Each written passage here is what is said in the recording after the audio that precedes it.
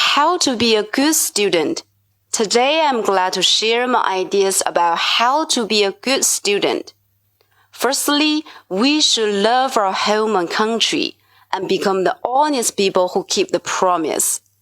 The more important that we should be kind and thankful to those helping us.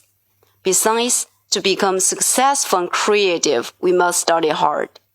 Meanwhile, to keep healthy, we may as well take exercise.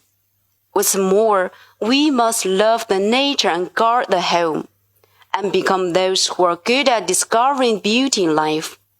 Finally, we should often take part in a variety of activities in and out of school, like taking up volunteer help nurse to enrich our experiences. In a word, keep confident and positive, and we will become qualified middle school students.